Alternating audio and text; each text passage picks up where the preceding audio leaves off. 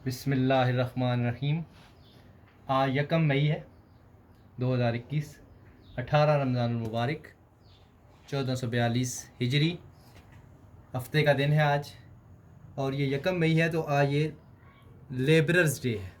इसको कहते हैं योम मज़दूर, आलमी योम मज़दूर 1 मई को मनाया जाता है।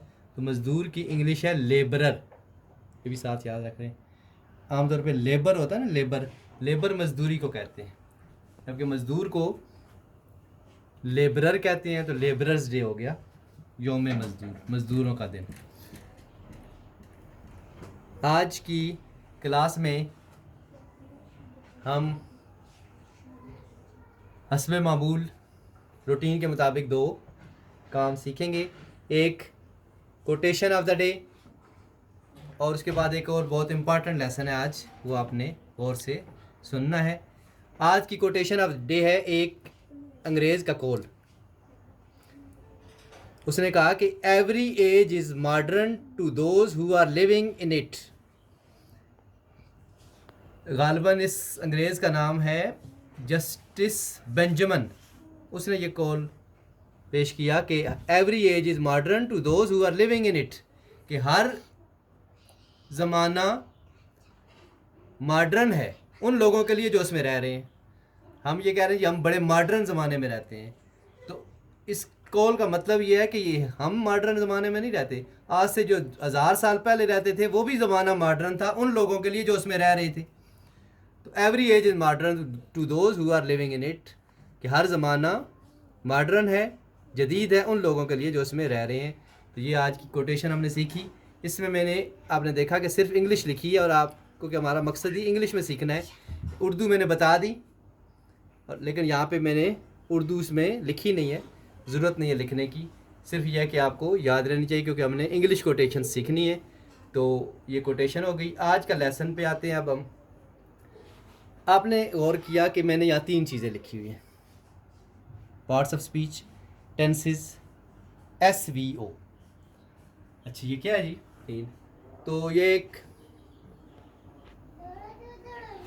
जब भी इंग्लिश सीखने की बात होती है तो सबसे बुनियादी सवाल ये होता है कि हम इंग्लिश कहाँ से सीखना शुरू करें, कहाँ से शुरू करें।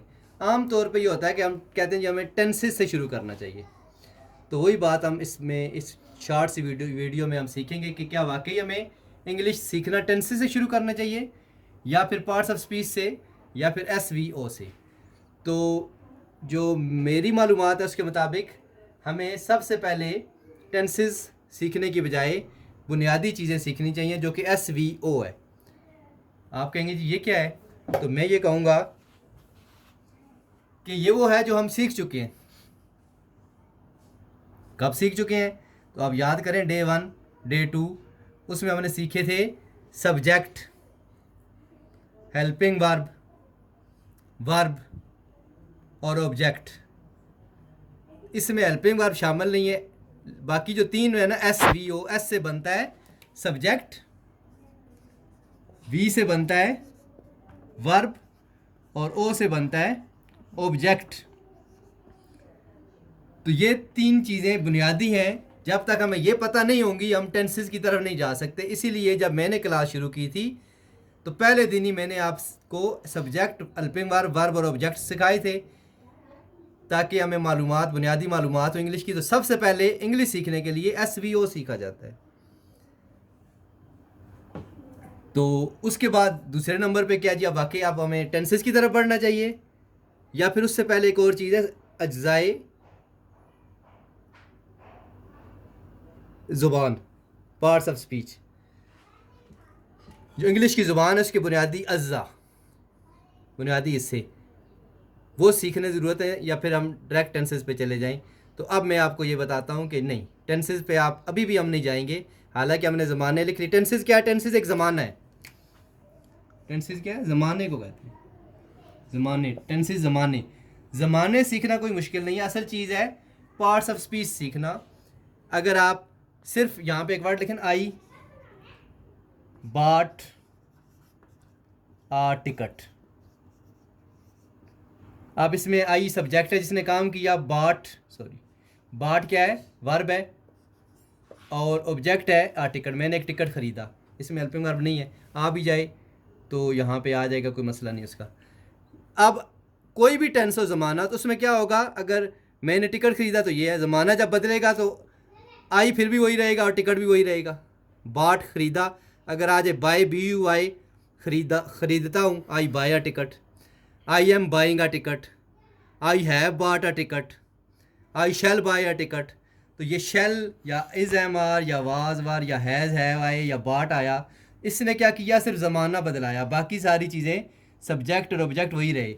इसका मतलब है कि ज़माना सीखना कोई मुश्किल नहीं है, बाकी ये बेसिक चीज़ें सीख लें तो आप बाद में ज़माने हम खुद सीख जाएंगे। तो ज़माना सीखने से पहले यानी टेंसेस सीखने से पहले हमें पार्ट्स ऑफ स्पीच सीखने होंगे। पार्ट्स ऑफ स्पीच भी बहुत ज़्यादा तवील है, आज मैं सिर्फ उनके नाम लिखवा देता हूँ और उनको हम तफसील से नहीं करेंगे। आज इंशाल्लाह इनके नाम लिख लेंगे, कल इनको थोड़ी सी डिटेल के साथ हम कर लेंगे, उसके बाद टेंसेस की तरफ आएंगे। तो पार्ट्स ऑफ स्पीच 8 हैं भाई। Number 1 noun, number 2 pronoun, number 3 verb, number 4 adjective, number 5 adverb, number 6 article. अच्छा, आर्टिकल को आम तौर पे मुख्तलिफ़ किताबों में पार्ट्स ऑफ स्पीच में नहीं माना जाता, लेकिन मैं जो आपको लिखवा रहा हूँ ये ऑक्सफर्ड यूनिवर्सिटी के बयान करदा पार्ट्स ऑफ स्पीच है। तो इसमें आर्टिकल भी आता है और इसमें आता है लिंकिंग वर्ड्स, लिंकिंग वर्ड्स, ये ऑक्सफर्ड यूनिवर्सिटी के बता रहा हूँ। और 8वां है जी प्रीपोजिशन।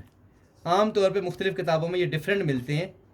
8 जो पार्ट ऑफ स्पीच है ना, वो यूँ होते हैं कि पहले 5 और ये आखिरी, ये तो सब किताबों में मिलते हैं। ये छठा मैंने ऑक्सफर्ड यूनिवर्सिटी के मुताबिक आर्टिकल लिखा, और 7वां लिंकिंग वर्ड्स। आम किताबों में ये इंटरजेक्शन और कंजंक्शन के तौर पर, स्कूल की किताबों में भी मिलते हैं इंटरजेक्शन और कंजंक्शन, लेकिन ऑक्सफर्ड के मुताबिक ये 8 हैं ये वाले। ये अगर हम सीख लेंगे, हम इंशाल्लाह कल इसको थोड़ी थोड़ी तफसील के साथ सीखेंगे। अगर हम ये सीख लें तो उसके बाद में हमें ज़माना सीखने में यानी टेंसेस सीखने में आसानी होगी। तो आज का ये इंपॉर्टेंट लेसन आप अपने ज़हन नशीन कर लें। इसके साथ ही आज का ये लेसन मुकम्मल हुआ। Thank you. 7 मिनट।